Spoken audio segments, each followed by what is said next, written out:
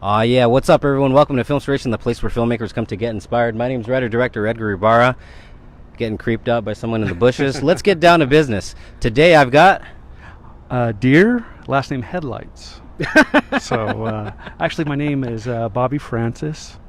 And Bobby, so talk to us a little bit about, your history, everything that you do, and I do mention the word everything because, as we were talking, like, well, what can you talk about? Because you do so many things, and I'm like, that's the thing to talk about. The fact that you do so many things, right? Well, we talked about film being a trade type journeyman program. It's something that most people start at the way bottom and work their ways up, and that's essential because it's all about networking. Yeah. But let me go. My history is that once I left the service, actually I did a little bit of animation in the service. We did a little bit of stop motion animation. Awesome. Thank you for your service, by the way. Well, thank you. What branch? The Navy. Navy. Yeah. Awesome. So after I left the service, that was one of my dreams, was possibly to get into animation, but I decided to go for the big bucks and become an engineer. And for 2 years it was nothing but math and science, and I said, this is not for me. I'm a creative person. So I ended up going to school for animation special effects here. And luckily, I met my partner when I used to work at Channel 9 as a shooter. Wait, what? Yeah. What? You used to be a photog? I used to be a photog. I did not know that. Yeah. Here we are discovering things on live. All right. That's really cool. Awesome. Yeah, I met my beautiful partner, and you got to see her earlier at the previous interview about our pictures. So so there was a piece of you. Sorry to cut you off, but there was a piece of you that said you tried to do the math and the science, as an engineer, right? But there was still a piece of you that said, I'm a creative. Yeah, I'm a creative. Like, you couldn't get away from it. Right. I'm a big believer, if you're passionate about something, you're going to be really good at it. And math and science, I'm not passionate about. I love science. I love science fiction. I love seeing the result of people, their studies and what they discover. But the math part of that is not my strong point. Wow. So then, so let's go into everything that you do on a set, because you don't just do one thing, but then, and of course all the pros and the cons, right? So right, like I was saying earlier, ego gets in the way of a lot of filmmakers. Yep. They say, hey, I'm a director. I'm not going to do anything below me. But I see it in a different way. That take any job that can come your way. Because it's a journeyman program. You're going to learn so much on set, working your way up from the bottom. Yeah. Or bottom up, I should say. Don't ever go reverse. No, just kidding. Go reverse sometimes. But doing that, it affords you the opportunity to meet fantastic people, and these are your mentors, and they become friends. We when we make films, we form what we call a film troupe. These are our buddies. I enjoy working with like a first AC, so I'm gonna always bring him out because I've worked with him before. You guys know each other, and that's one of the criticisms that I hear about the industry at many different levels, whether it be guerrilla or in the big time, is the clickiness. But here's the thing: I heard Steven Spielberg say, "Well, it's because," or at least a quote in the book, you know each other. Yeah. You know how you guys work, and so when you have that smooth, like the well-oiled machine, I mean, that just makes all the difference when you're on set. Exactly. Yeah. Exactly. It's like I was in the service, and it's like you're a combat team. You know what your other person's thinking. And on set, that it's going to save you so much time to produce a better product. And it's about having this close relationships. Is why we're actually part of. We love doing film because we work with creative people that are like-minded, that just love this aspect of their life. They're passionate about it. So working with passionate people that are passionate about what you enjoy is such a rewarding experience. Now let's talk about all the different hats that you wear, because you're a boom operator, but you also are a DP. And you're definitely not above doing PA work at all. Like, it's just you have your hands in everything, but that's actually a really good thing, right? Exactly. Yeah. Again, like, I would never turn down any type of work because I've met people that have given me other jobs. The jobs that I think I might be more qualified for, that goes into my background. But again, we're in a unique situation here in southern Arizona, is that we're not LA. Yeah. Film crews come to Tucson, and often they bring, again, their troupe with them. Yeah. A director's going to have his, cinematographer. He's going to have his first AC, and they come here, and what they're lacking is, your grips, your sound designers, and some, those type of positions. And if you turn down those type of PA works or grip, you're going to miss out on great opportunities. You're not going to.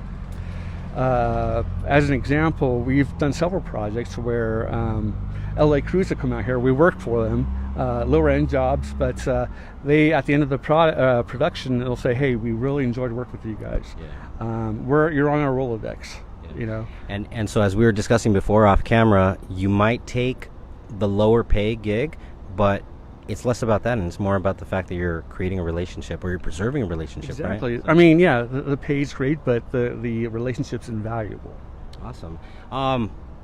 Most challenging aspect of film production for you personally, and then what do you really love, and what's kind of like your but what do you really love? What about being a DP? Because you're an award-winning DP, correct?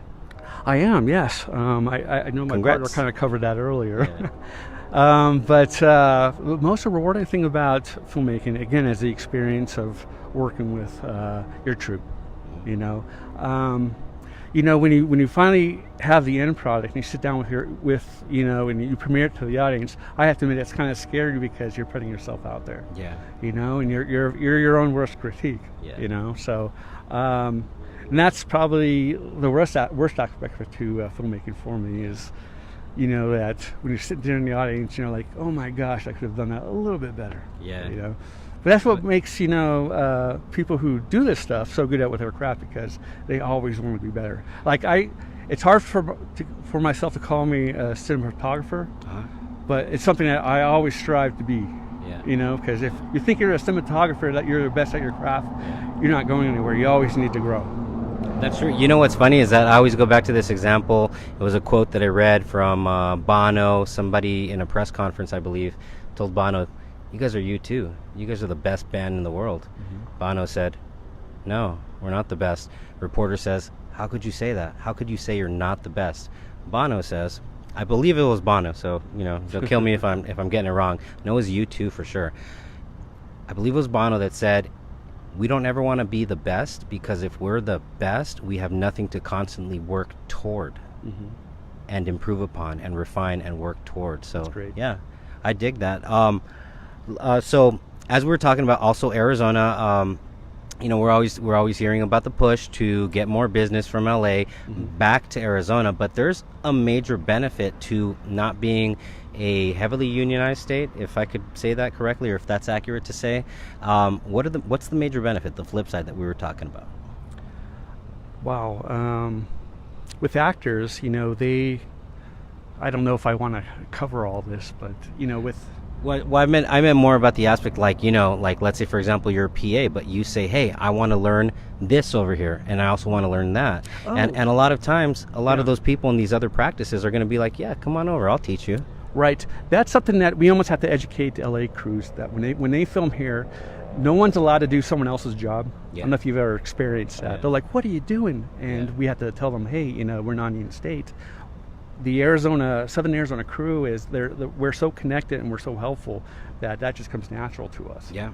So often that's what one reason when they go back to LA and they said, man, these people were great. They were staying extra hours helping out. We make a good impression. And here with us Arizona crews, I mean, it's not uncommon for the person to make sandwiches and then help you put up a few lights. Right, exactly. And yeah, we get it that it's not the way it's done in LA, but at the same time, are we getting stuff done here in Arizona? Most definitely. Hell yeah. Mm-hmm. So I mean, there's just so many benefits to wearing many hats. My 4 cores, I like to call them the 4 core: writing, shooting, directing, and editing. Mm-hmm. I understand, I get it, I can't do everything on my own, but at the same time, when you can be multifaceted and you can take on just a little bit more, you can be more efficient and depend on less people, correct, Bobby? That is correct. being a guerrilla crew, you can get fantastic work done by that mentality alone. It is more work. It's nice to have more people, but more people sometimes brings more complications. More expense. So let's go to this aspect of more people versus less people. Is there? Okay, let me restate this question. Okay, my brain's starting to actually turn back on. So, is there any shame in having maybe a 5-person crew, maybe a few actors, 10 people total, versus being on a 50-person set? Because in my opinion, I mean, big crew, little crew, we do them all. So I guess what I'm getting at, sorry to take the microphone away from Bob. I guess what I'm getting at is that it's okay to work on sets all sizes, and of course we've got the here's where the audio kicks in. I thought we were getting arrested here. Fire's getting arrested right there. No, so I guess what I'm saying is, like, there's no shame in working on one of these movies, which they've been basically all of my movies. There's no shame. Again, you got to take your ego out of it. Small independent films have won. These the people who've made them have gone on to make major films. I mean, it's if you look at the history of film, it's all about that. Almost every director doesn't leave film school and say, "Hey, I'm a director. Give me work." Some of these guys have left film school. Some of the most respected filmmakers have left film school, and they've been a PA on set. They started their networks. They've learned. They've developed friendships. They've learned how it was done. There's nothing more. I mean, doing it is the best education you can have. And I really respect that. Like when you hear, God, who was Steven Soderbergh? I think he shoots, right? He's a DP as well. But think about that. There has to be a part of him that also genuinely loves the labor of picking up a camera when he probably doesn't have to do it. He probably is encouraged to not do it, but he still has chosen to do it. There's probably a big piece of him, in my opinion, because I can relate to this. There's a big piece of him that says, no, it's in my DNA. I don't feel whole if I'm not doing that. Exactly. And I'm a strong believer, like, your last film is your best education. You learn so much on every film that you do that you move on to the next film. But you're always going to have different challenges. And that's, again, an exciting component about making films. No day is ever going to be the same. Very true. Yeah. Very true. And I like the part where you said, you gotta remove the ego. You gotta take your ego out of it, because a lot of times when the ego will lead to, say, and I've obviously never worked, and I will confess I've never worked on the super high-end productions, but here's what I can bring to the table. I myself have never been above, maybe just grabbing a script, 3 or 4 friends, maybe a bag of Doritos, 2 gallons of water, and if that's what we have, that's what we have, and we still make a movie. In my case, what can you add to that, Bob? In other words, you get rid of the ego. Right? Get rid of the ego. I mean, everybody has to start from somewhere. If you have to pick up your cell phone and shoot, that's great. You say, if you shoot with your cell phone the first time and you realize, hey, this audio sucks, guess what's going to happen to your next film? You're going to deal with that. You say, hey, we did that 5-minute piece. It was horrible because we couldn't hear what everybody was saying. We're going to deal with that. We're going to hire Elisa Cota-Francis and make this better. Yeah. Very true. I mean, Craig said, I do whatever is called for on any set as a SAG-AFTRA actor in Arizona. The key is, on the actor side, have to be paid minimum. Have to be paid minimum. So I'm not understanding that last part, Craig. So what? We're talking about being an actor on set. And then just There's a do SAG whatever minimum. the job is. Oh, okay, okay. Getting paid minimum, just as long as you get paid the minimum. Okay. I see what you're saying, Craig. I love you, and I love you more for that comment right there, Craig. Thank you so much. And yeah, I mean, that's I've had these great experiences where actors will pick stuff up. Hey, Edgar, how do I put this light away? Hey, I'm going to pick up the sandwiches. Hey, where can I get, that's a very big help. And when everyone, drops the ego and says, hey, how can we help? Let's get this stuff moved because we got to go to our next location, and everyone picks somebody, you can pick somebody up if you want. Everyone picks something up, right? Exactly. That's something that I wanted to touch when, I was watching the previous interview, was that we even recommend actors look at being PAs, because that's again where your network's going to form. What would the benefit be there? forming networks, and then forming networks. They get to learn how a film is made. I'm talking mostly about beginning actors, not like somebody. Russell Crowe's not. I don't recommend. Tom Cruise. I need some help on my next short film. I could pay you $200 a day. We will have Doritos. Doritos, yes. So yeah, an actor can go on set, learn what a film set is, because it's not only about the technical aspect. It's also about the not the ethics. What word am I looking for? Camaraderie. No, it's etiquette. We've seen so many beginner filmmakers or crew come out, and they don't know how to act on set. They're so like, oh my gosh, that's a famous person, I'm going to go over there and talk to him, and they're instantly going to be asked to leave the set, because there's certain things that are unsaid roles sometimes. You know, so being a PA or an actor coming on set, they're going to learn so much. And who knows? There are lots of PAs that become stand-ins. They get to practice a little bit.